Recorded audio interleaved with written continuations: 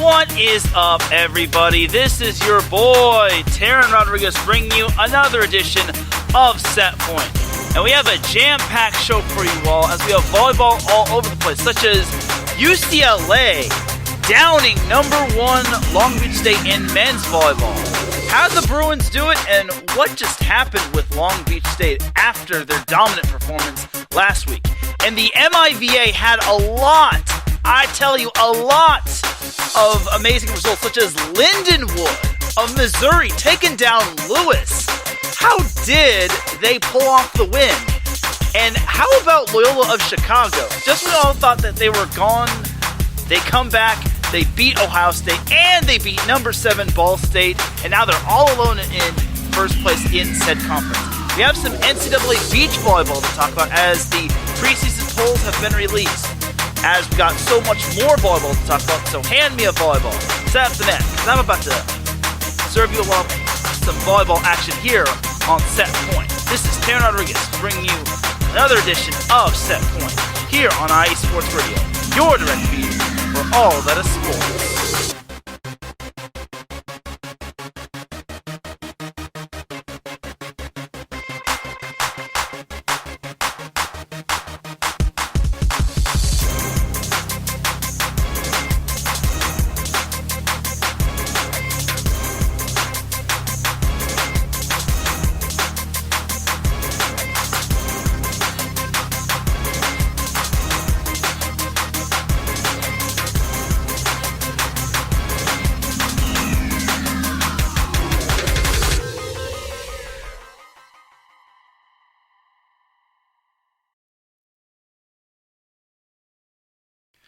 And welcome all to another edition of Set Point. Thank you all for tuning in on this beautiful Monday evening. I hope you all are having a great start to the week.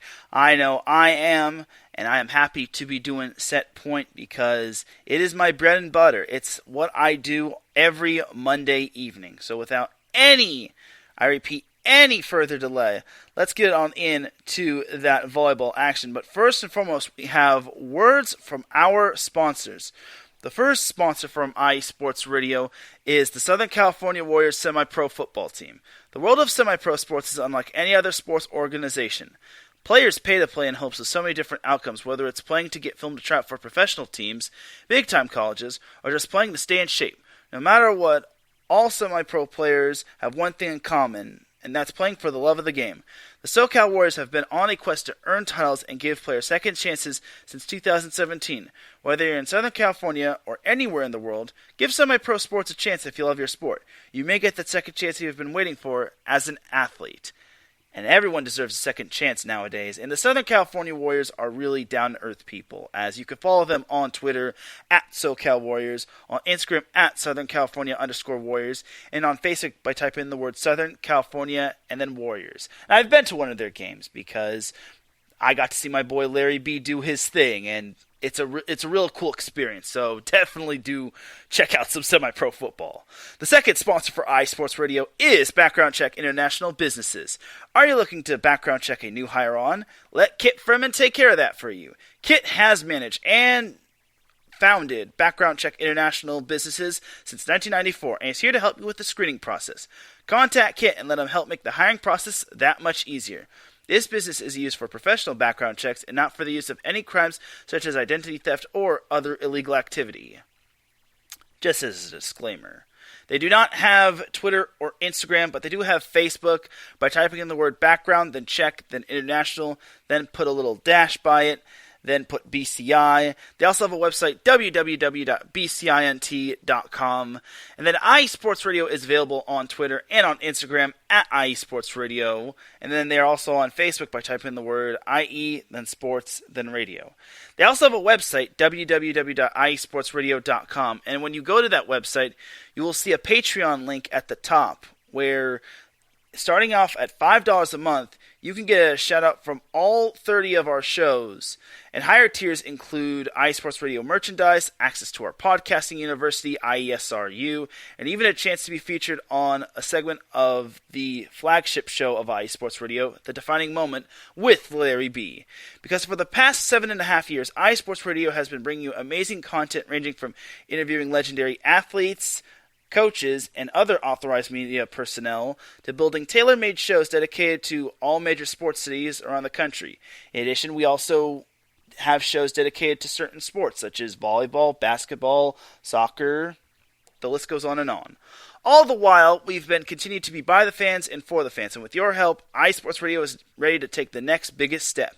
Thank you all for your support, and thank you all for continuing to make iSports Radio your direct feed for all that is sports. And we gotta give a big shout to our Patreon supporters, Bay Area Raised Apparel, and Marcus Losgreat.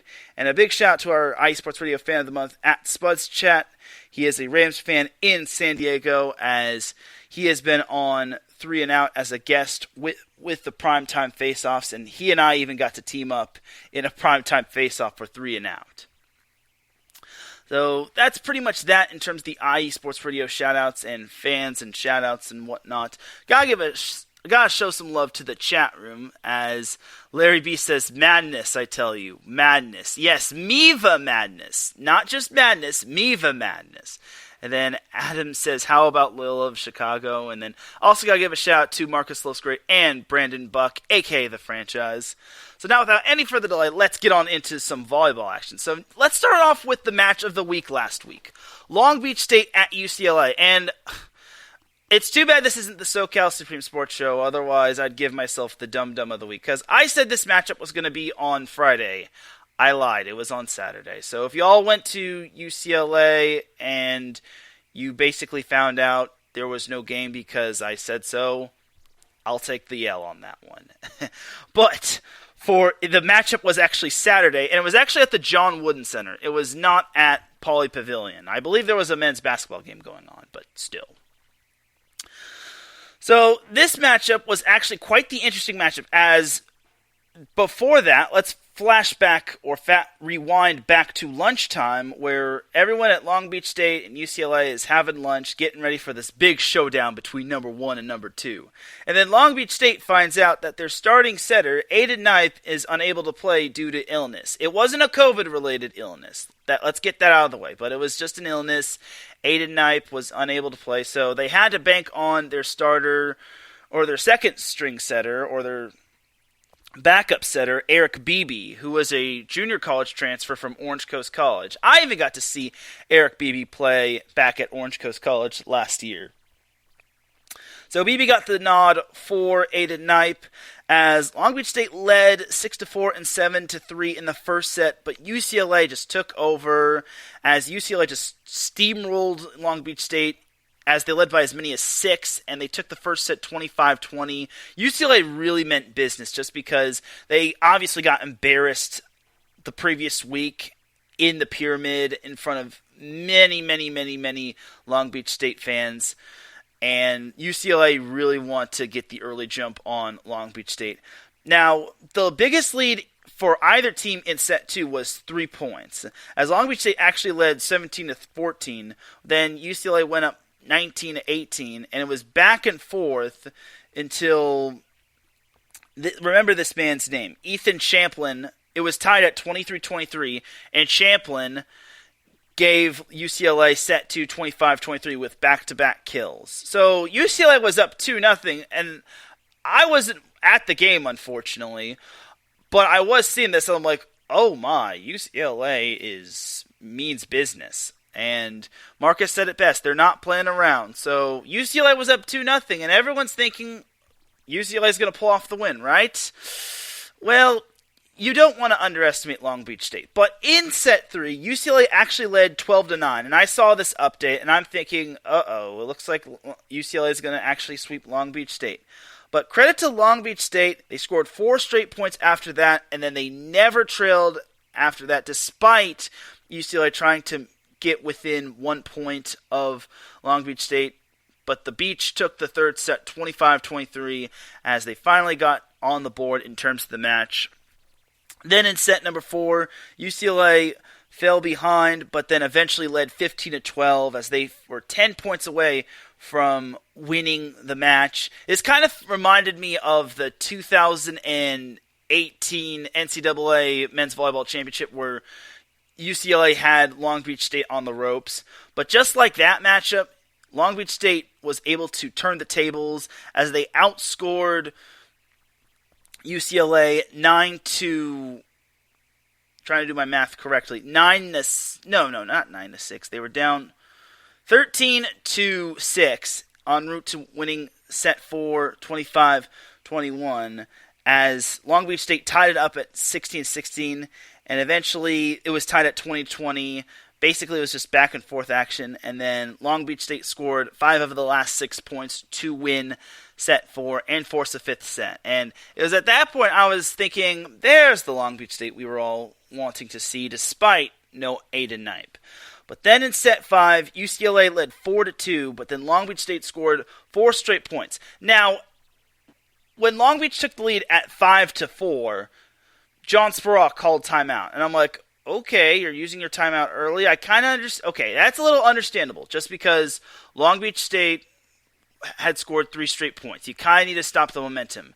But then Long Beach State scores another point, and then John Speraw burns his second timeout. Keep in mind, you only get 2 timeouts per set, so UCLA is out of timeouts. And I'm just thinking, what is John Speraw doing? I was more confused than ever. I was either thinking his team must have been out of rotation, or his team really must have been shell-shocked after seeing Long Beach State score 4 straight points. Either way, that actually didn't wind up mattering, as UCLA eventually tied it up at 8-8, and then after that, they never trailed, as they actually led by as many as 4. They led 14-10, and they had match point. But, to the credit of Long Beach State, they saved 2 match points. It looked as if Long Beach State was going to try to pull off one last comeback, but then Merrick McHenry put down a kill from the middle, and that was your match. Number 2, UCLA, downs number 1, Long Beach State at the John Wooden Center. So UCLA was led by Ethan Champlin, who had 13 kills. He had a hitting percentage of .308. Ido David had 12 kills, and despite 8 hitting errors, he was second on the team in kills, while Guy Guinness had 11 kills. He hit .667 and only had 1 hitting error. As a team, UCLA hit .331, which is pretty darn impressive, and in that 5th set, they had 0 hitting errors, which is not too shabby if you ask me. Miles Partain also chipped in 10 digs, along with his 47 assists in his 4 kills, which is pretty darn good. And also, UCLA got contributions from Grant Sloan, Merrick McHenry, and even a little Kevin Coburn. So there was that right there for UCLA. And despite getting out, or barely out-digging Long Beach State by 4, they were effective on the block, as they had a whopping 12.5 blocks compared to Long Beach State's 10. Long Beach State, on the other hand, was led by Alex Nikolov, who's having a great freshman year. He had 19 kills, and he hit .300, which isn't bad. Spencer Olivier had 15 kills, but he only hit .189, and then Clark Godbold, who had a monster game against UCLA the first matchup, had 13 kills. Someone I do need to mention is Grant Maroki. He had 8 kills, which was actually 4th on the team, and it was basically just those 4, and then Shane Holdaway also chipped in 3 kills. But those are your kill leaders right there. No one else had any other kills. Like, no Simon Torwey, no anyone else. So there was that for your kill leaders.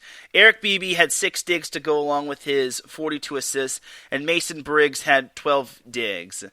As a team, Long Beach State hit .286 despite not having their starting setter. So, to me, I think Long Beach State had the case of, if they had known about, I feel if they had known about Aiden not playing, they would have prepared a little bit more for this.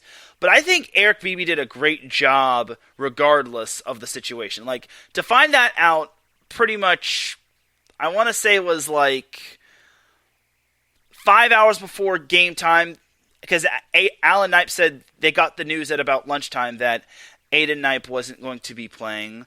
So Allen basically had to prepare Eric Beebe. So honestly, I think Eric Beebe did a great job, and despite the loss, I think Long Beach State can learn from this. Both of Long Beach State's losses have come in 5 sets. The first one was to Penn State, which they lost one at the Pyramid, and then the second one came at the John Wooden Center.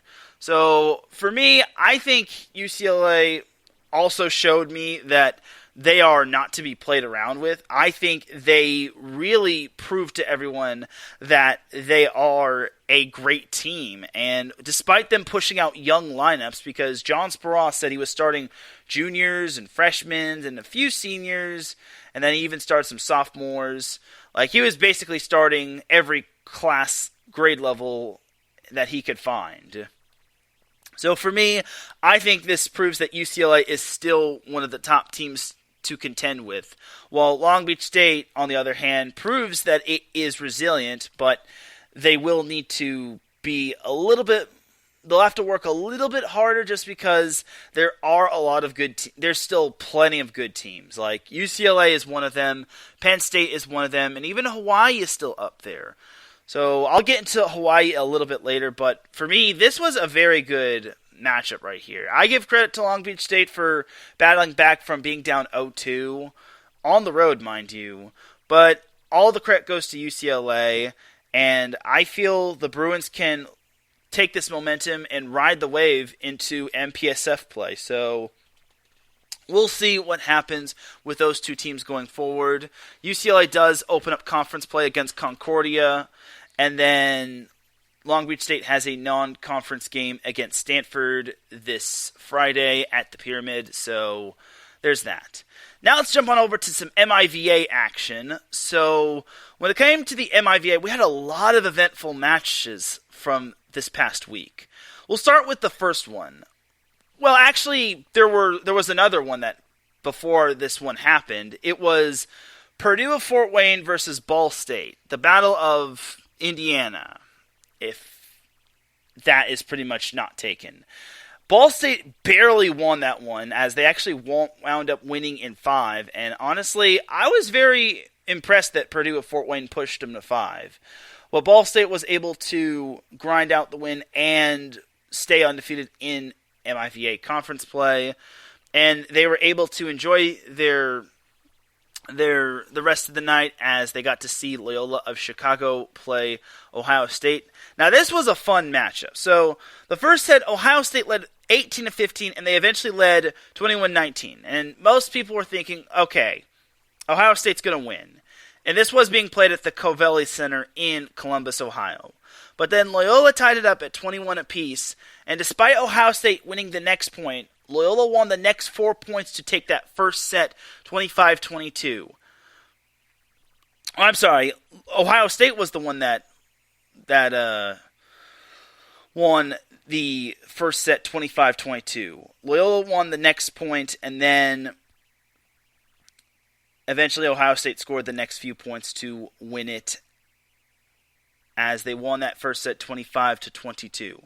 So then the next set, Loyola had set point at 24-23, but unfortunately they missed a serve, and eventually they were unable to pull out the win, and credit to Loyola, they stuck around, and they were able to get the win in that set. So then the match was tied up at 1 set apiece, as Loyola took the second set 28-26, as it looks like I got my notes wrong, as Ohio State had the set point, not Loyola, and then Loyola was able to get the job done despite needing 3 set points. So on to set 3, Loyola led throughout the first half of that set, but then Ohio State took the first lead at 15-14, but then Ohio State the rest of the way after that just never let up. They needed 4 set points. They led 24-20, but to the credit of Loyola, they scored 3 straight points, and then Ohio State was able to clinch the set and go up 2-1 in the match. Then in set 4, Loyola led throughout a good chunk of the set, but then they blew a 24-22 lead, and they needed 3 set points to win the set, as credit Ohio State. They almost came back to win that fourth set, but unfortunately, to the dismay of Ohio State, Loyola is a very good team, and they were able to win the next 2 points after it was tied at 24-24. Then set 5, neither team led by more than 2 points, as it was basically a tug of war, and it was tied at 13-13. Loyola was able to have a match point, but then Ohio State managed to register a kill to tie it up at 14-14, send it to deuce. But unfortunately for Ohio State, they had 2 errors to close out the match. They had a service error at 14-14, and then they had a hitting error to basically end the match, which gave Loyola the win. So obviously that was a tough way to go out if you are Ohio State. And it really sucks, considering you do pretty much everything you can to try to get the win on your home floor, and it's a gutted loss, unfortunately. So we shall see what Ohio State wants to do. I actually did get this. There was a statement from Kevin Birch. He tweeted this out, and I actually feel the need to basically bring this up to everybody. And I actually was impressed by the way he said this little message after the match. He says, "I wanted this one for the guys bad. It's a special group that continues to fight and improve. Their character is something we could all be proud of, and it's only a matter of time before the results come with it. Come out to Covelli this Sunday at 3 p.m. and you won't be disappointed." He was right, though, as Ohio State was able to win its next match in straight sets, as they honored the 2011 championship team. Anyway, back to the Loyola and Ohio State matchup.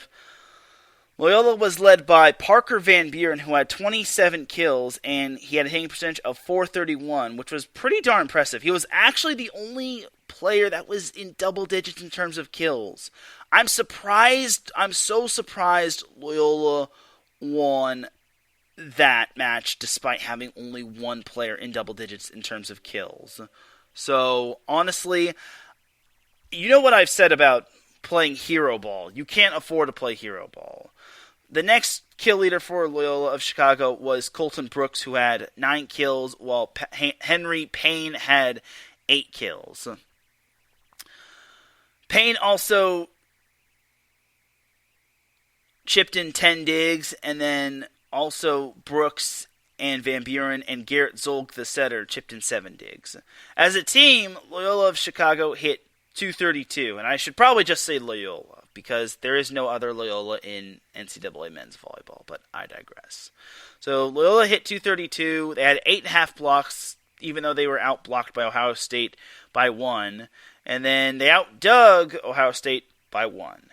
Ohio State, on the other hand, was led by Jacob Pasteur, who had 24 kills, and he had a hitting percentage of .429, and he also chipped in 11 digs.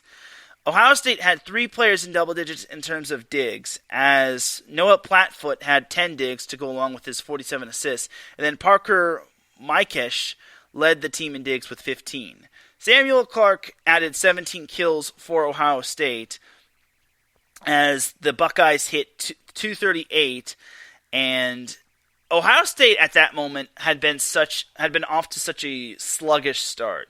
They hadn't really had the best of matches, and they were 0-3 to start MIVA play, and that's not ideal considering you are playing some of the more unique teams and some of the more talented teams. Because Kevin Birch said it to me, and I'm going to say this for the 100th time. He said the MIVA is wide open, and there are a lot of talented teams. It's not just Loyola. It's not just Lewis. You have Lindenwood that's good. You have McKendree that's good. You have Ball State, who's drastically improved. Purdue of Fort Wayne is up there. Even Quincy can be good. So, honestly, the MIVA is going to be a bloodbath if that's basically the best comparison, if you ask me. Speaking of other good matches in the MIVA, we had another great matchup the following day as Lindenwood, the school from Missouri, was able to beat Lewis. My goodness. they beat him the day after, as they beat him on Friday. And I didn't even know of this matchup. I totally kind of forgot about this matchup. And in set 1, Lindenwood led 12-10, but then Lewis pulled away after that, after trailing 13-12, which was kind of expected. Like, if I had known about this match, I would have just said, that was basically expected of Lewis to win that first set. But what wasn't expected was set 2, because Lewis led 5-1 early, and everyone's probably thinking, okay, Lewis is going to blow this one open. But Lindenwood tied it up at 6-6, and then they never trailed after that, as they won the second set 25-19. And I'm like, whoa, they actually won that second set. Like, future me was just looking at this on demand, and I'm just like, wow, Lindenwood came to play. Then in set 3, Lindenwood needed 5 set points to win that set, and it was tied at 19-19, and neither team led by 1. And eventually, Lindenwood was able to pull out that third set win, 29-27. I was very impressed with Lindenwood and how they were able to pull out that third set, and everyone was at Lindenwood was thinking, we have a chance. We could actually win this. Lewis, however, was in little to no danger in set 4 as they just dominated that fourth set, winning it 25-19. The box score did say 24-19, but I think that might have been an error. Regardless, it was going 5, and then it was the tale of two halves in that set. As the first half, it was just back and forth, back and forth, back and forth, back and forth. But then Lindenwood was able to just pull away in the second half of that set as they broke an 8-8 tie, and they never trailed again as they won that fifth set 15-9. And my good golly gracious, Lindenwood won that game, and I just couldn't believe that, man. Like, if you had told me Lindenwood pulled off the win over Lewis, I would have just said, you might want to show me. But I was very impressed. I really don't have much to knock on when it comes to Lindenwood, just because, Lindenwood is probably not the team anyone would pick to win the MIVA. But they pull off the win. It would have been even more impressive if this was in Romeoville, but still, it's a great win over a perennial powerhouse conference team nonetheless, and it is very amazing. So I'm very impressed by them. So for Lindenwood, they were led by A.J. Lewis, who had 29 kills, and he hit .533, which was very impressive. Diego Negron, get this dude had 16 kills, but that wasn't what impressed me. The dude also had a whopping 7 service aces. 7. He had more service aces than service errors. That's how good he was. He had half of Lindenwood's service aces.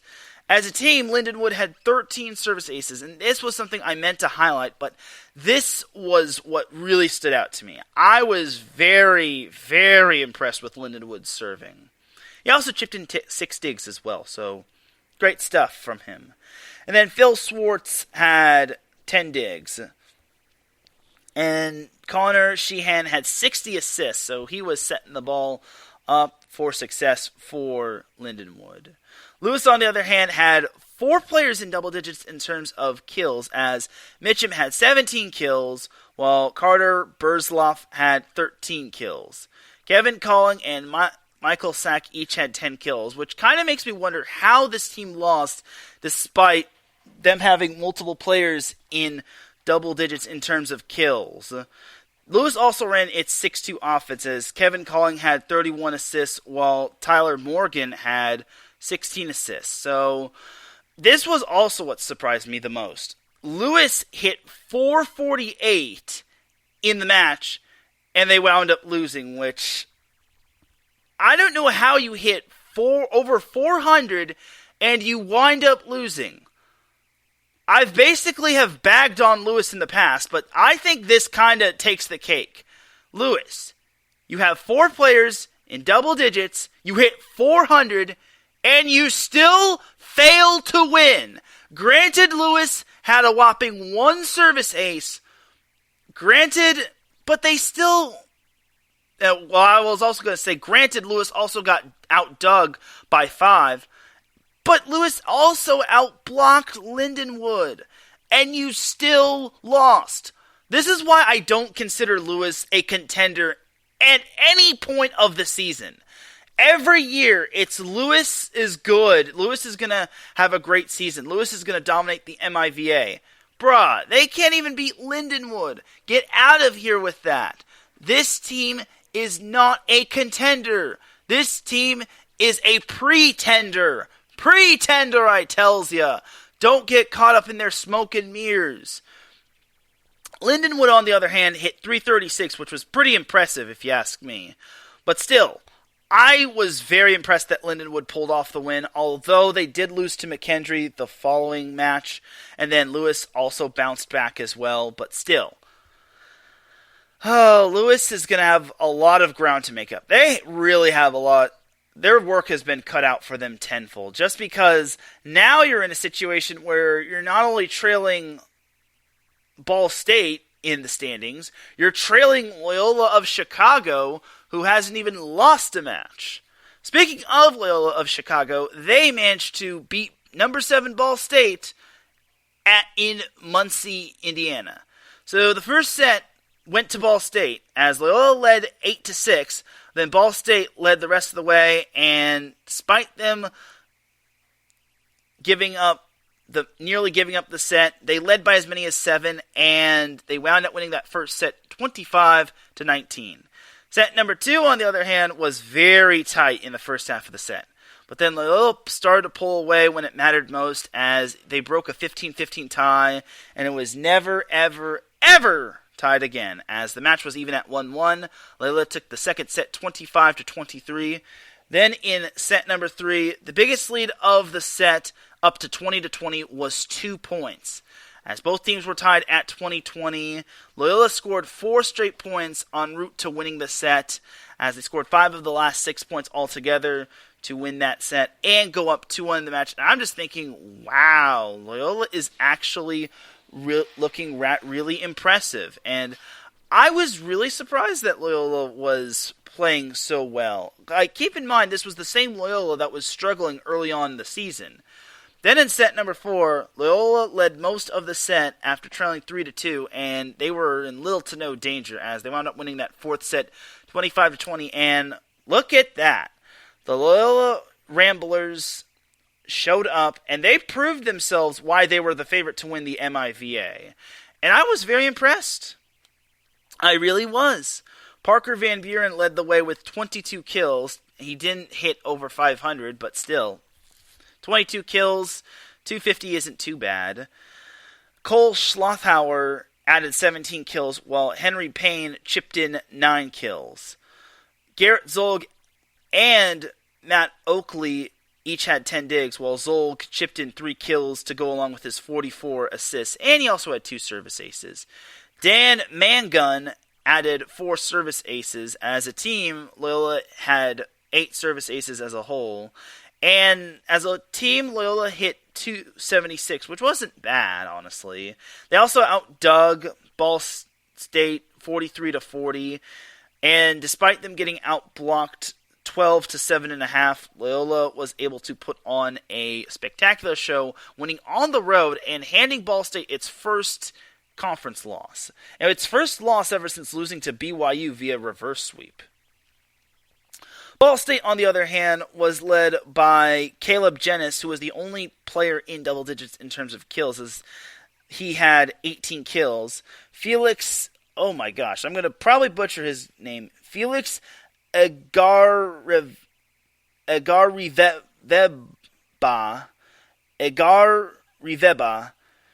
had 9 kills and he hit 500. I hope I didn't butcher that too much. And then Angelos Mandelaris had 8 kills for Ball State. As a team, Ball State hit an somewhat impressive 303. Their only bad set came in set one, which was the set that they actually won. It was kind of a dreadful set for both teams, as Loyola hit only 21 in that first set. They had 10 hitting errors on 11 kills and 47 swings. So the first set, I guess, was rather an ugly set in terms of offense. Ball State, in terms of the dig department, was led by Nick Martinsky and Colin Anselacco, who each had 8 digs, as Ball State was handed its first loss and its first loss at home. So Ball State kind of showed that they're not all that invincible. So who knows? Maybe the MIVA really is wide open. I mean, you look at Loyola of Chicago. They struggled early on. They even lost to a few opponents that they probably, hence the word probably, should have beaten. But regardless, I think for me, they have kind of hit their strides, and they're starting to play a whole lot better. As they now won 4 in a row, all of their 4 matches have come in conference play. As you look at some of the matches that Loyola has played to start off its season, they lost to Hawaii. That was kind of expected. They did beat NJIT, which was kind of impressive, but then they lost to Long Beach State. They lost to Lincoln Memorial, which honestly was kind of unexpected. And then they barely beat King University of Tennessee. They lost to number 8 Grand Canyon at the time. But ever since then, Loyola was able to turn the tide and start off conference play with 4 straight wins. As we say hello to Mike Pat in the chat room, thank you for tuning in, my good man. I appreciate you tuning in. He says, good evening, good sir. Or good evening, sir. So, back to the Ramblers. I think Loyola is proving itself that they can contend. Now, this week they have themselves quite a challenge on their hands, as this weekend they play 2 impressive opponents.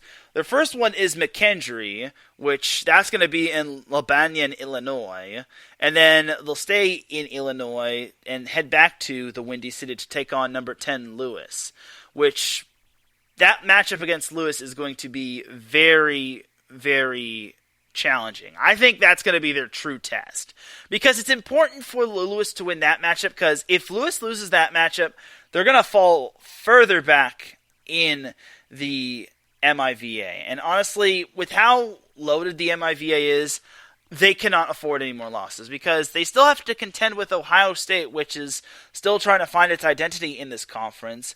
And then Ball State, which beat them earlier in straight sets, is still trying to find its way. And then all in all, I just feel that Loyola is playing some of its best volleyball right now in conference play. And conference games are what matter the most. Like, especially the conference tournament. Like, if you win your conference, you are automatically in the tournament.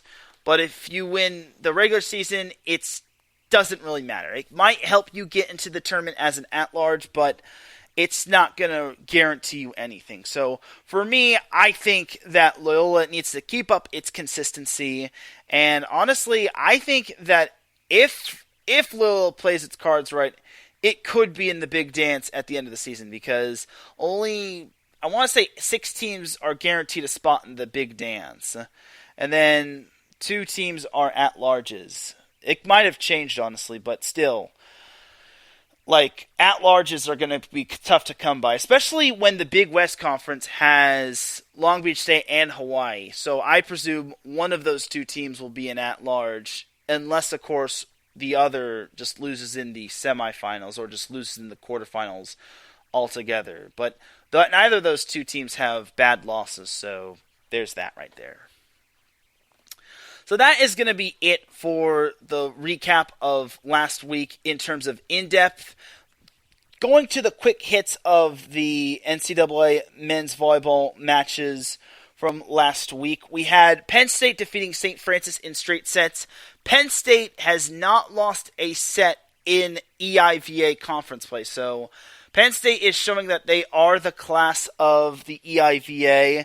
And honestly, I think that Penn State, there's not going to be too many teams that could knock off Penn State. Keep in mind, St. Francis of Pennsylvania was undefeated at the time in conference play, and then they wound up getting swept off the rec hall floor by Penn State. And St. Francis wasn't the only undefeated team in the EIVA to lose this past weekend. NJIT lost. New Jersey Institute of Technology lost to Harvard on the road. So, to me, this is Penn State's conference to lose. I'm not trying to say NJIT, St. Francis, or the other conference teams are not going to touch Penn State. But this is a Penn State team, like I've been mentioning, that returns pretty much all its players.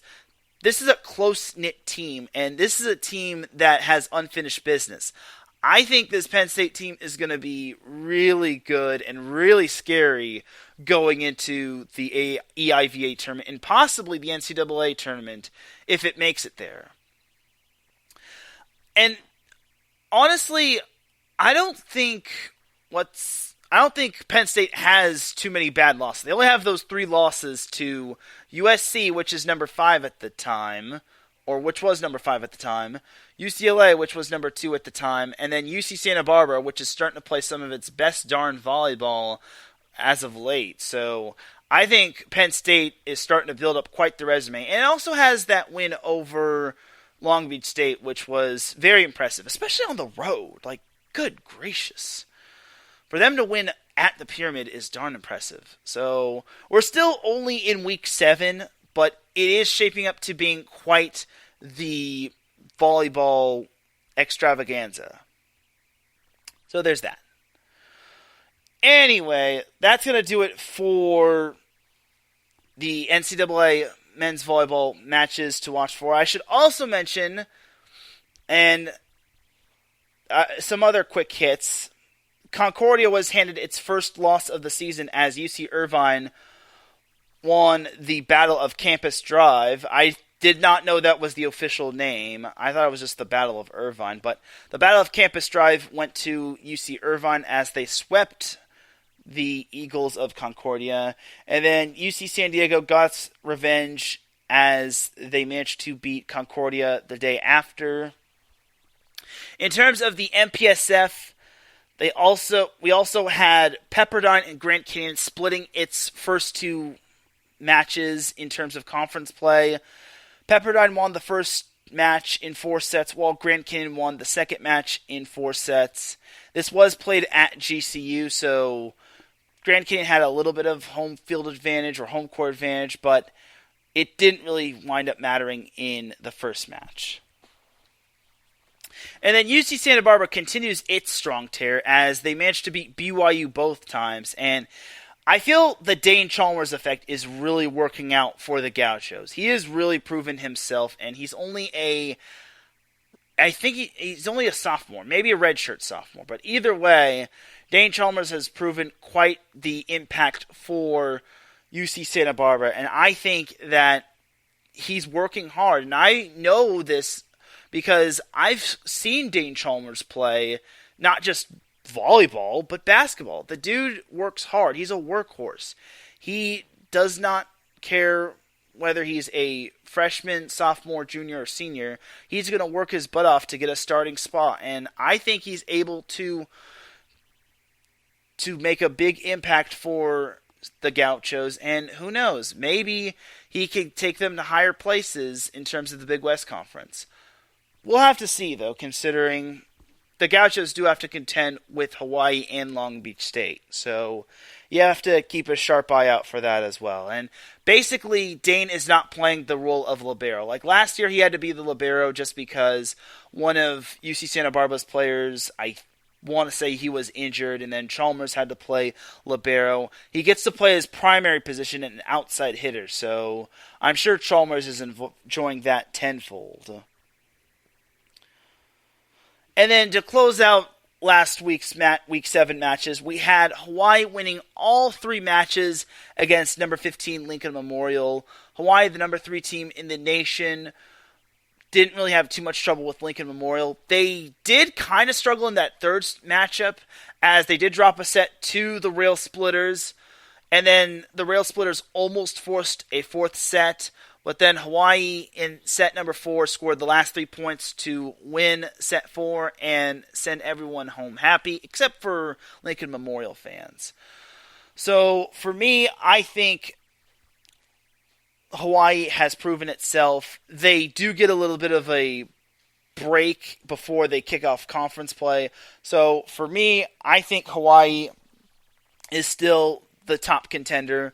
Lincoln Memorial kind of got a little bit of a wake-up call as they faced a true contender. I'm not trying to take away the great job that Lincoln Memorial has done so far, but to me, I think the Rail Splitters have a little bit more to learn when it comes to facing true contenders, but we'll try to see. We'll try to keep an eye on for them nonetheless. I think Lincoln Memorial or LMU Junior, well, I won't call him LMU Junior, I'll just call him LMU 2.0. I think they could still prove to be a kind of a dark horse-like team, especially in its conference. I want to say they're independent, but I still think they can make the tournament as an at-large, so we'll have to see. So that is going to be that for Week 7. Now that is officially that for the Week 7 NCAA men's volleyball matches. So now let's jump on over to the AVCA Division 1 and 2 men's volleyball coaches poll for this week. Starting off at 15 through 11, we have Ohio State at 15, Loyola of Chicago at 14. Hey, the Ramblers are back in the top 15. BYU is number 13, Stanford is number 12, and UC San Diego is number 11. 10 through 6 consists of Lewis at 10, Grand Canyon at 9, Ball State at 8, Pepperdine at 7, and UC Santa Barbara at 6. 5 through 1 consists of USC at 5, Penn State at 4, Hawaii at 3, Long Beach State at 2, and your new number 1 team in terms of the AVCA men's volleyball coaches poll is UCLA. Now, I was a little surprised to see the Bruins number 1. I'm not trying to knock the Bruins just because they did earn that victory over Long Beach State, but I don't know if they're really considered number 1, because remember, Long Beach State's losses were both 5-setters. UCLA, on the other hand, their losses were via sweeps. They lost to Lewis, which I still can't wrap my mind on how UCLA lost that one. And then they lost at Long Beach State. Now, obviously, the matchup against Long Beach State the second time around went their way, but Long Beach State was without their starting setter, Aiden Knipe. Now, that obviously kind of made an impact for Long Beach State, but I don't think it made too big of an impact. I still think it should be, and this is no offense to UCLA, I don't want UCLA fans to, get at me on this, but I still think Long Beach State should be number 1. This is no bias to Long Beach State. I think Long Beach State's resume looks a little bit more convincing at number 1. Compared to UCLA's resume, obviously losing to Lewis is a bummer. But compare that Penn State loss that Long Beach State has to Lewis's loss from UCLA. I think the Penn State loss is not that bad of a loss. I think the Lewis loss is more of a bad loss for UCLA. So I think it should be Long Beach State 1, UCLA 2. I'm not trying to take anything away from John Spurall and his crew. I think they did a great job this past Saturday, and I think they really performed well. I will also go as far as to say that UCLA has put everyone on notice that they are not to be messed around with. So I think for me, Long Beach State does deserve the number 1, but at the same time, UCLA kind of earned that win over Long Beach State, despite Long Beach State not being at full strength. As we say hello to Gina G in the chat room, she says, sorry that she didn't join in on time, but she's hoping that I'm having a kick-ass show, or she's sure that I'm having a kick-ass show. And excuse my French for that, but I digress. But I appreciate you tuning in, Gina. Definitely got to give some love to Gina G. She is one of the more regulars when it comes to the listeners of Set Point, so I appreciate you. I also should make note of something else when it comes to men's volleyball before we move on to NCAA beach volleyball. So when it comes to the Hawaii versus Long Beach State men's volleyball matchup, the second matchup between Long Beach State and Hawaii, which will be featured on April 2nd, will air on ESPNU, and the match time is at 7:30 p.m. Pacific time. So rest in peace to all of the night owls on the East Coast. I'm kidding. So I'm not too big of a fan of 7:30 p.m. games. I'm not even a fan of 7 p.m. games in general. I dislike 7 p.m. games with a fiery passion, just because it's just so late for me. Maybe I'm just not a night owl, but I digress. So either way, Long Beach State, Hawaii on April 2nd will be on ESPNU. So for those that do have ESPNU, unlike me, you will be able to watch this matchup, which is awesome. I wish this matchup was on ESPN or ESPN2. They deserve the big time primetime treatment, but you can't really complain with being on ESPNU, considering we don't get too many NCAA nationally televised matches, unless, of course, it's the Big Kahuna, aka the NCAA tournament. And then there are live streams that that happen on the website, but there are a lot of viewers on the live stream, and then it eventually slows down the live stream. So I think NCAA men's volleyball should get more, primetime treatment, if that makes any sense. Just like how all volleyball in general should get primetime treatment. Anyway, that's going to do it for all things NCAA men's volleyball for the first half of the show. Let's jump on into some NCAA beach volleyball, as the season is just around the corner. I believe season kicks off this week, if I'm not mistaken, as basically we're going to get the first wave of matches coming at you sooner rather than later, and it's going to be a fun little time in terms of beach volleyball, in terms of the beach volleyball season, as it looks like we have less than 5 days before the first matchup, and I'm really excited for the NCAA beach volleyball season. I feel it's going to be more wide open this year, and who knows, maybe we'll have a different champion, as I want to say, as I believe Friday is the first day for most matches. For some teams, they're probably either starting a little later on next week, or they're starting off earlier. Because I know Long Beach State plays USC on Thursday, so I think regardless, matches are going to be starting this week, and it's going to be a fun time. So going over to the AVCA preseason coaches poll, it's basically a top 20. It's not top 25, it's not top 15, it's 20.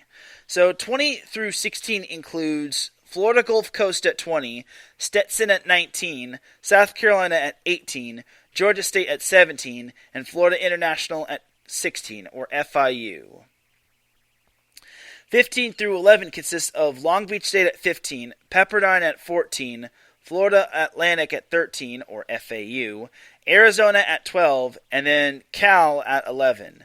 10 through 6 consists of Hawaii at 10, Grand Canyon at 9, Cal Poly at 8, Stanford at 7, and TCU at 6. 5 through 1 consists of LSU at 5, LMU, or Loyola Marymount, at 4, Florida State at 3, UCLA at 2, and your number one team in the AVCA Collegiate Beach Coaches Top 20 preseason poll is... Boy, I said a mouthful, by the way. The reigning champion, USC. So that's basically your top 20 preseason coaches poll. It's quite fitting that USC is number one, but UCLA is right behind them, and I don't think there's too much separating those two teams. But I think there are going to be other teams that are right behind them. Definitely keep an eye out for Florida State, just because the Seminoles always have a great team year in and year out. LMU, we'll see how they perform. They do return most of their players, especially Megan Rice. Stanford, number 7, is starting out at its highest position I think that's the highest they've been ranked in program history, so definitely do keep an eye out for the Cardinal. Cal Poly, for the time being, is the class of the Big West Conference, but Hawaii's not too far from them. Also got to keep an eye out for TCU, which had themselves a historic season last year. So I think, for me, this is going to be a fun NCAA beach volleyball season, and I think anything is possible, so we'll see. But on that note, that is going to do it for the first half of Set Point. We're going to take ourselves a quick break. When we come back, we'll have the second half of Set Point, and then I'll send you all on your way. So you are listening to Set Point here on IE Sports Radio, your direct feed for all that sports. We'll be right back after this.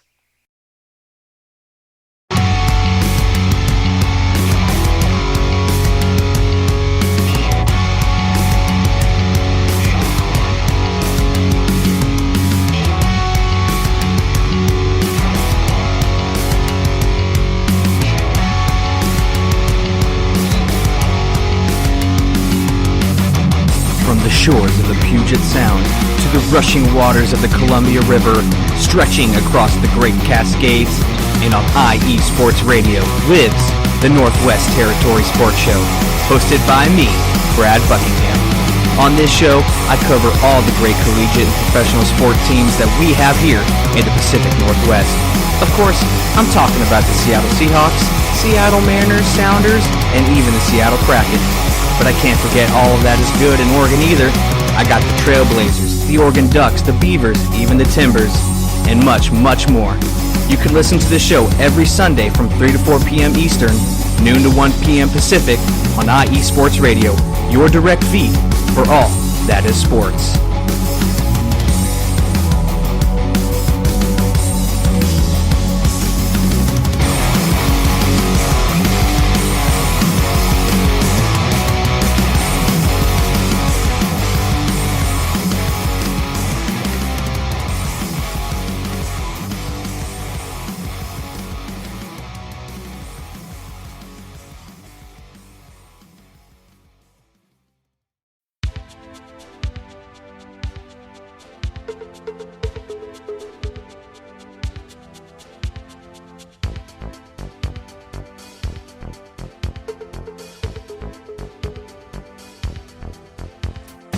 What's up, sports fans?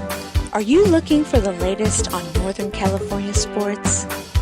Then take a trip out west with me, your host, Gina G, on Reppin' the NorCal Sports, right here on IE Sports Radio, your direct feed for all that is sports. I'll be bringing it to you all the way live every Monday at 3 p.m. Pacific, 6 p.m. Eastern. And it's always a packed show. I'll bring you everything Dynastic 49ers, the bite of the San Jose Sharks, torture of the San Francisco Giants, the Golden State Warriors that we still believe. Then take you across the bay to the rise and grind of the Oakland A's. I've got you covered on college ball from the Cal Bears to the Stanford Cardinal, so that no matter what, reppin' in NorCal sports is always reppin' the Bay. So if you bleed red and gold, or you're looking to keep an eye out west in them thar hills, don't miss me, Gina G, on reppin' in NorCal sports.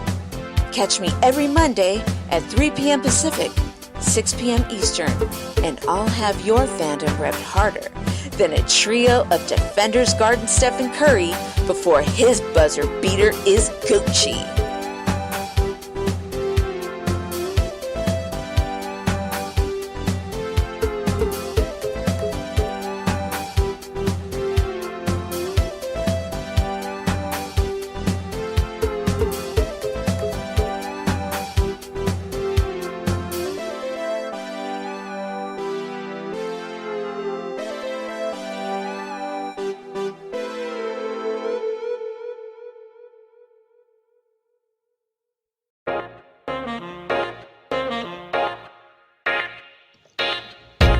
What is going on, everybody?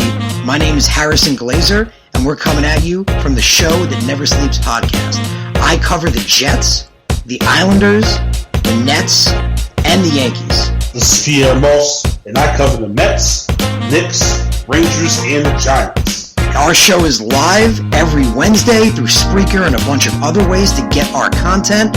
Again, we're the Show That Never Sleeps podcast. We talk about all those New York sports. It's a lot of fun. We get into all of it. Please tune in. Again, that's Wednesdays at 6 p.m. And we look forward to having you guys right here on IE Sports Radio, your direct feed for all that is sports.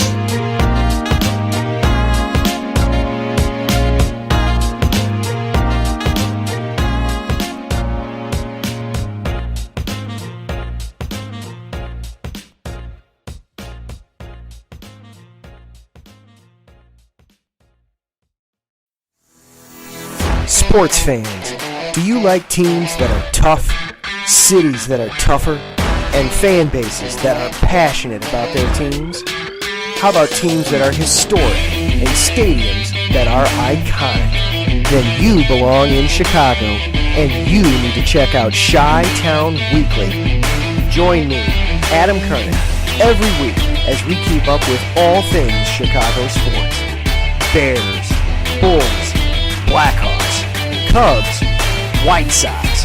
We'll cover them all, plus more. The Windy City is always buzzing, and we'll keep you up on all the big games and major stories. So tune in to Chi-Town Weekly every week right here on IE Sports Radio, your direct feed for all that is sports.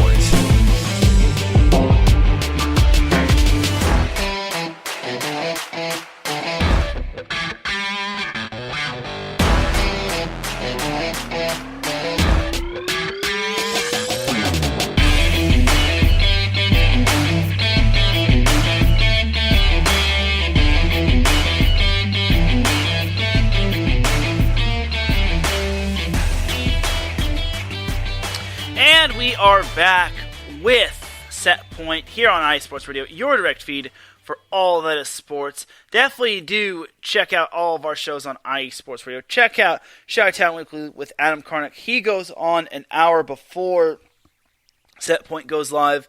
Definitely do check out the Show That Never Sleeps podcast with Harrison Glazer and Pierre Moss every Wednesday at 5 p.m. Pacific Time, 8 p.m. Eastern. Also check out Reppin' to NorCal Sports with Gina G. And we also have a co-host for that show, Casey Lima, as the two will be going on Tuesdays and Fridays. So that's going to be fun times to hear both of them. I actually do know who Casey is prior to IE Sports Radio. And then also definitely do check out Northwest Territory Sports with Brad Buckingham every Sunday at 11 a.m. Pacific Time.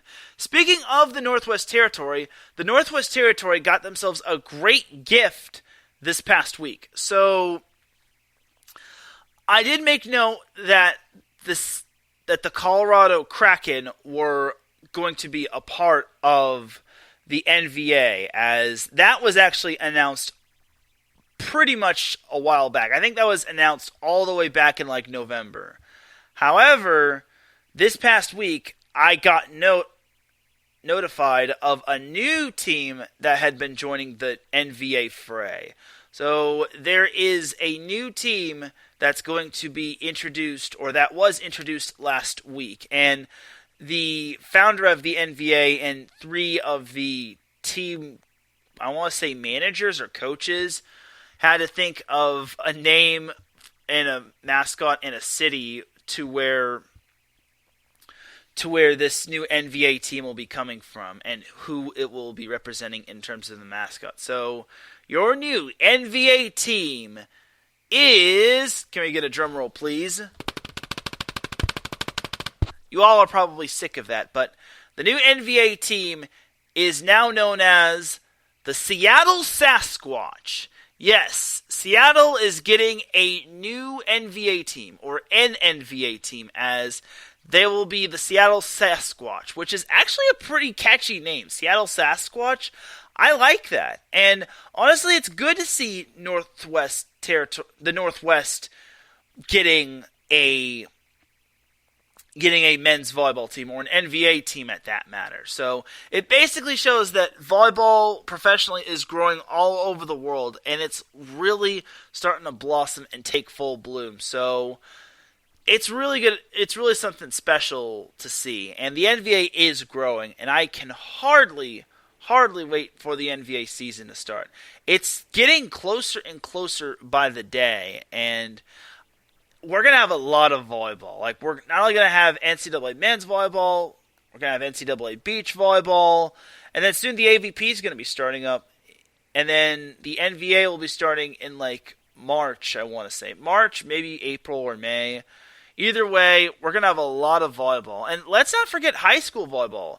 Like, high school volleyball has pretty much gotten underway, primarily in California, as this past weekend was the first weekend of matches. There were probably some tournaments going on in California, but none overly noteworthy.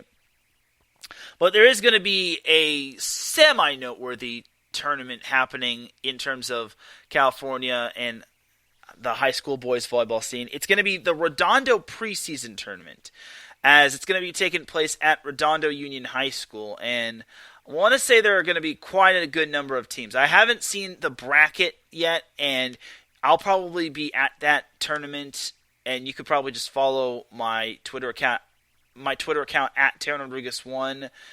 My Twitter account for Set Point is also in the description, as well as my personal Twitter account. But the Redondo preseason tournament will have many teams all over Southern California participating. I'm pretty sure it's obviously going to have Redondo Union, but it's also going to have Newport Harbor, Huntington Beach, and I'm 95% certain it's going to have Miracosta, the reigning champion from last year. I don't know if they were national champions last year, but my guess is they probably were. And Miracosta does have a phenomenal team. Storied program, for that matter. So that's a little bit of a high school boys volleyball plug right there. Just because you're probably going to see a lot of high school volleyball if you're following at Teran Rodriguez 1. But I digress. So there is that right there for the quick little tidbit of high school boys volleyball. Let's get on into the NCAA men's volleyball matches to watch for, as it looks like we've pretty much sped through most of the episode. We talked about Week 7's matchups, and then we also talked about how the AVCA polls in terms of men's volleyball, and then we also talked a little beach volleyball. I'll be getting more in-depth into beach volleyball, considering this week is the first week of NCAA beach volleyball, and it's going to be super exciting. And then we've pretty much knocked out everything else. So now let's jump on into Week 8's noteworthy NCAA men's volleyball matches. So the sneaky good matchup, we only have one sneaky good matchup. I was going to put two in there, but I think the other one that I thought was originally sneaky good is going to be considered a little bit better. So the sneaky good matchup, and the only sneaky good matchup, is number 4 Penn State at NJIT. So honestly, NJIT obviously suffered its first loss of the season against Harvard. But I think they're probably the best chance at any EIVA team to knock off Penn State. Now, am I saying Penn State's going to lose to NJIT? Absolutely not. NJIT is a phenomenal program, and I think they're on the up and up, as the Nittany Lions are just on a tear, and they have not lost a set in EIVA conference play this season. But I think going up to NJIT is going to be a challenge, and I'm really looking forward to NJIT and how they'll be able to try to take down the big bully of the EIVA. So that's kind of the only good sneaky good matchup that I have for this week. As Gina mentions, I'm actually looking forward to beach volleyball coming up this season. I am too. I'm going to try to get more in depth into it. I'm not just going to say, oh, this team beat that team, this set to that set. Like, I'm going to try to get more in depth into it, just like I get more in depth into the men's volleyball matches. Like, I'm going to try to put more thought into my recaps. I'm not just going to print out a box score and just say, this and that and this and that and this and that and this and that. So there's that right there. and I appreciate you still tuning in. I'm looking forward to seeing what Stanford does, and maybe Cal, because I think those two teams can do damage in the Pac-12. I think the Pac-12 itself is going to be all over the place. We'll just have to see. But as for the matches to watch for this week, the matches of the week, because there's actually more than one match, it's actually a series of the week, and honestly, I had a tough time picking match of the week. I was leaning toward one match, then I was leaning toward another, but I think this is the match of the week, and sadly, it's not Long Beach State. Sadly, it's not Penn State. So we have ourselves a new match of the week in terms of set point. This week's match of the week will be number 5 USC versus number 7 Pepperdine. So the two teams actually play each other on different days. And then it's a 2-game series, and this is an MPSF game. It's USC's MPSF opener, while Pepperdine is playing its 3rd MPSF game after splitting its first 2 matches against Grand Canyon. So the first matchup begins on Wednesday as USC hits the road to Malibu to take on the Waves. Honestly, for Pepperdine, this is kind of a make-or-break matchup right there. Well, not right there, right here. Just because they were the early favorites to win the MPSF as they take on a buzzsaw of a USC team that's playing really good as of late. Obviously, they have the losses to Ohio State and Long Beach State, but honestly, this USC team is looking very promising. Like, I remember they weren't even ranked to start out, and now they have been continued to be on a tear, and I think for the Trojans, this is a big matchup right here. This is to prove that they can contend in the MPSF, because the MPSF has a lot of good teams. You got UCLA, that's really good. Grand Canyon with Camden Gianni. BYU, despite it graduating a whole lot of seniors. Pepperdine, which was the early favorite, but kind of took a little bit of a tumble. And then you have Stanford, which is still playing consistent. And then you also have Concordia, which is still trying to figure itself out, but looked pretty good early on until their last 2 matches. So I think the MPSF is going to be just an all-around war. I've used the term bloodbath. I've used the term it's battle royale. I'm going to say it's going to be an all-out war in the MPSF. Like, I think it's basically going to come down to maybe the final week of the season, but there are going to be a lot of key matchups, and you just cannot afford to lose 1 or 2 matches. You just can't, especially since every team looks good. So you can't take a week off on anyone, and you can't overlook anybody. You just have to play your game.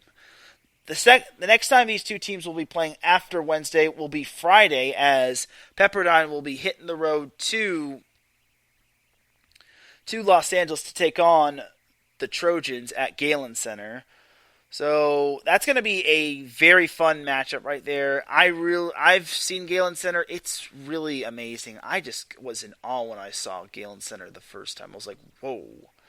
But honestly, USC, again, this is another gut check matchup where if USC can come away with 2 wins, then they are proving themselves as the real deal. If USC comes away with 1 win, then they're kind of going to be a little bit behind the 8 ball. And then if Pepperdine wins both matchups, then Pepperdine still has a good chance at winning the MPSF, even though they have 1 loss on their slate. But looking at this matchup right now, it definitely points toward USC winning both matches. But definitely don't count out Pepperdine. They did start off hot early on in the season. They had a lot of expectations, and then unfortunately some of these opponents have just risen to the occasion. So for USC, they have to come up big when it matters most. And then looking at their schedule, it kind of gets a little bit lighter until they reach the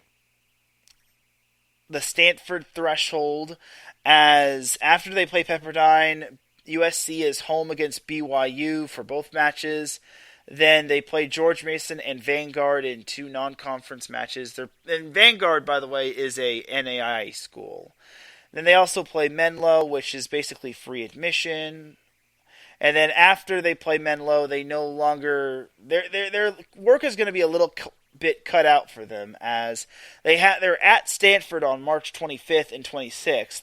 Then on March 31st and April 2nd, that's basically going to be UCLA. That's going to be the fight for LA. And that's actually the same week as Long Beach State versus Hawaii. So, yeah, it's going to be tough to pick between going to UCLA and USC. UCLA and USC, and then also Hawaii and Long Beach State. Like, I'll try to make all 3 matches, but that's a lot of commuting when it comes to myself. I went to Galen Center the first time, and it was a little tough to find at first. It was a little tough to navigate, but I got used to it. I eventually found my way to it. And especially since the second matchup is a 7 p.m. start time, and I don't know when my work schedule is going to be like that day. So, we'll see. But I digress on that. So, that's not for a while now. So, USC at Pepperdine and then Pepperdine at USC are your matchups or matches of the week. As for the other noteworthy matchups, Thursday we have number 11 UC San Diego at number 8 UC Santa Barbara, and I actually haven't updated those numbers. It's actually number 11 UC San Diego at number 6 UC Santa Barbara. So, Big West Conference gets underway this week as the Tritons and the Gauchos have the honor of kicking off conference play. So, for UC Santa Barbara, they got off to such a slow start, but now they've really picked up steam. Other than the losses to USC, I think the Gauchos are starting to become a team to watch for. Part of it is because Dane Chalmers has really worked his way into the UC Santa Barbara lineup, but it's also because the Gauchos are starting to get more healthy. They had a few players out due to sickness and illness, but honestly, UC Santa Barbara is starting to pick up steam, and they're starting to look really threatening. And I think they could be a dark horse team in the Big West Conference. I really think they have the potential to challenge either Hawaii or Long Beach State. Now, do I think they can win the conference? That still remains to be seen. But UC Santa Barbara is playing better volleyball as of late, and I really, really, really, really, really, really think that the Gauchos can beat UC San Diego. Now, UC San Diego, on the other hand, they've been through their ups and downs. They've been through the ringer and back, as UC San Diego obviously getting that revenge win over Concordia of Irvine. But that's no real surprise, just because Concordia beat UC San Diego the first time around, but UC San Diego did not have the services of Kyle McCauley, who is their star player. And then UC San Diego has also had a few bumps along the road. They lost to Grand Canyon. They lost to NJIT. They barely eked one out against Princeton. They hung tough against UCLA, but unfortunately it just it didn't work out for them. And then obviously those 2 wins at BYU have propelled them to greater heights. UC San Diego will be getting back at home sooner rather than later, as the following week they'll be playing Hawaii, but they have to focus on UC Santa Barbara this week. They have to. They have to. Just because the Gauchos are a tough customer, and they cannot overlook UC Santa Barbara. Same can be said for the Gauchos. They can't overlook the Tritons. I think the Big West Conference has a lot of good teams, but for me, I think UC San Diego is a underrated team. They're kind of peaking at the right time, even though 2 of their wins in their 4-game winning streak aren't really the greatest of wins, as they beat UC Santa Cruz and then Concordia. Nonetheless, I think the Tritons are starting to get it together. considering they've had themselves an up and down preseason, especially since they weren't able to play in the UC Santa Barbara A6 Invitational due to COVID protocols, but I digress on that. So UC San Diego, UC Santa Barbara is one of the matchups to watch for. It is the Big West Conference opener for any conference team in the Big West Conference, so I'm really looking forward to that matchup. I'll be intrigued to see if the Gauchos or the Tritons can pull it out. And then also jumping back to the MPSF play, we have number 10 Grand Canyon at number 13 BYU. So this will be BYU's MPSF opener as Grand Canyon split its first two matches against the Pepperdine.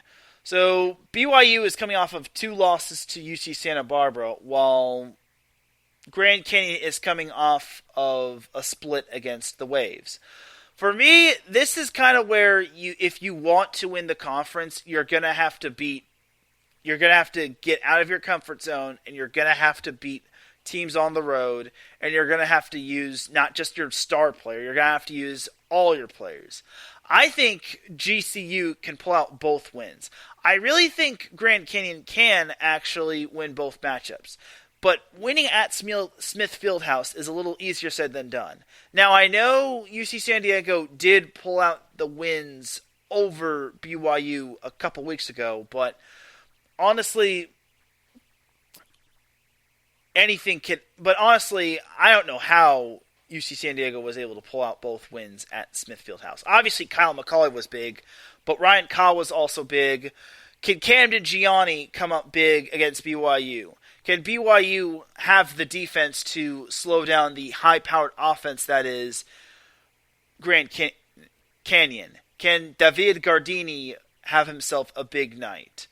Those are the questions that I ask. So for me, it's basically the battle of can BYU turn it up defensively versus can Grand Canyon overwhelm BYU offensively. I really got to lean toward Grand Canyon, but I would not be surprised if BYU made it a little tough on the Lopes.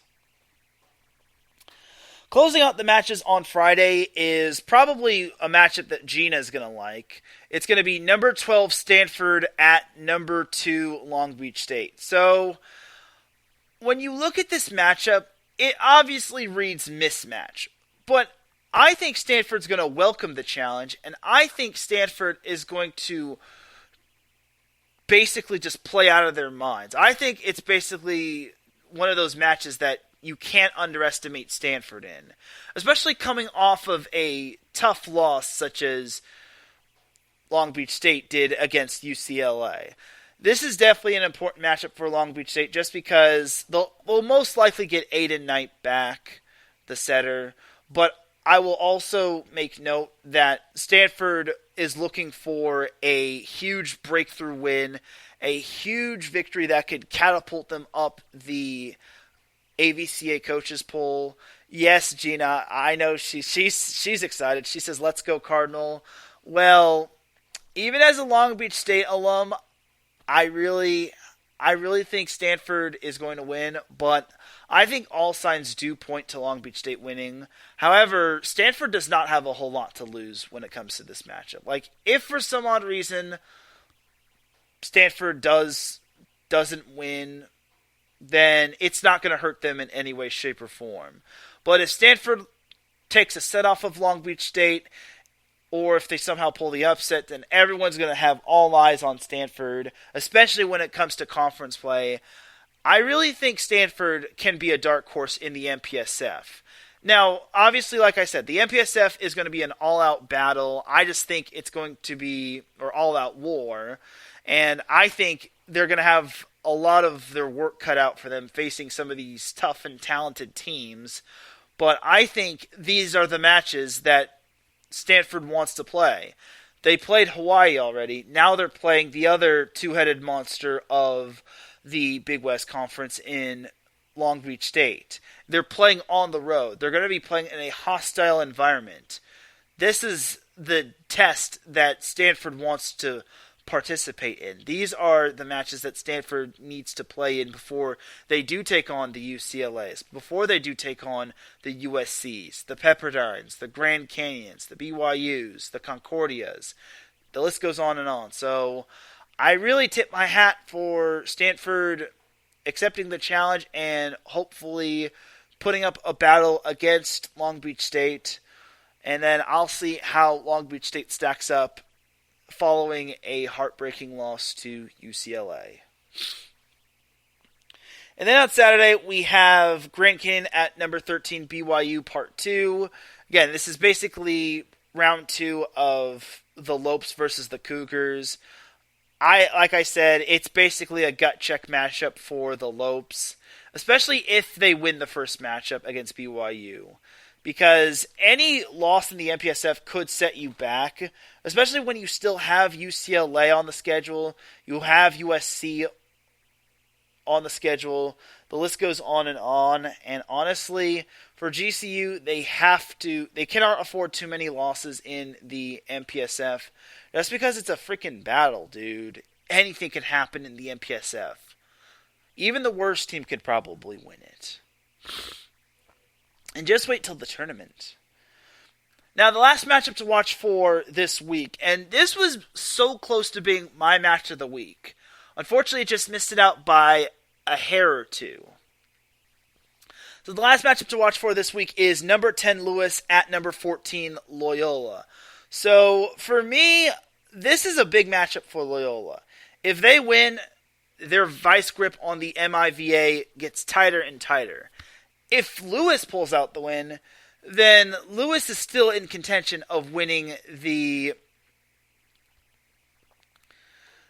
MIVA. Like, for me, I think Lewis has to win this matchup. If they want to have any sort of chance of winning the MIVA and proving that they are actually contenders, they have to beat Loyola.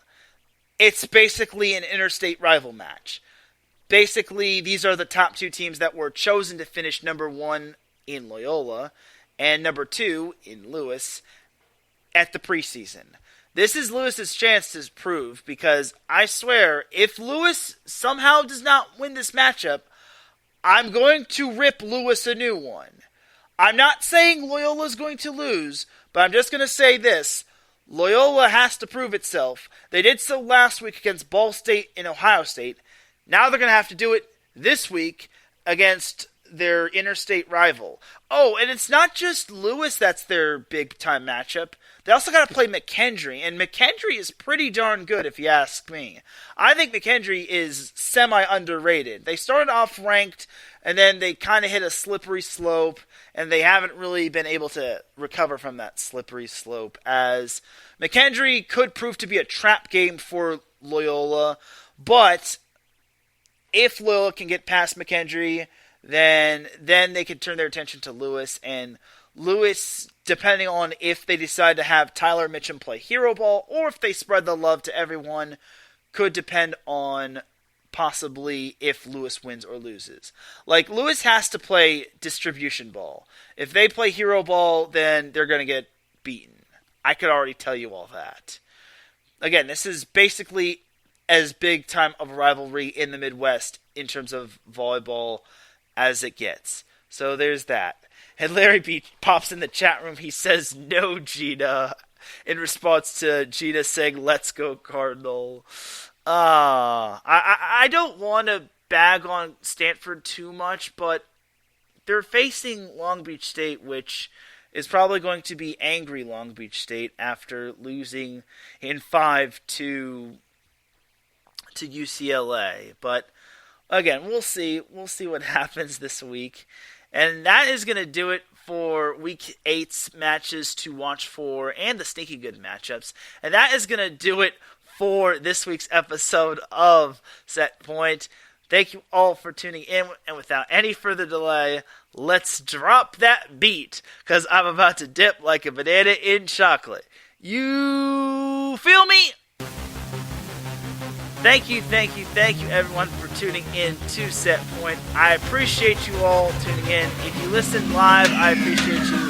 If you listen on playback, I appreciate you. If If you listen at work, I appreciate you.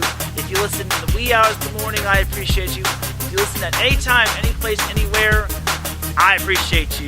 Big shout out to the chat room, the franchise, Brandon Buck, Marcus Los Great, Mike Pat, Adam Karnick, Gina G, and of course Larry Beaver in the chat room. Gina and Larry having a little banter back and forth, being SoCal versus NorCal, but I digress on that. For everyone here at IE Sports Radio, this is Teran Rodriguez signing off. You all have yourselves a great rest of the week. I will see what the status is up like when it comes to the SoCal Supreme Sports Show, but I will see you all whenever. Have a great week, everybody. Peace!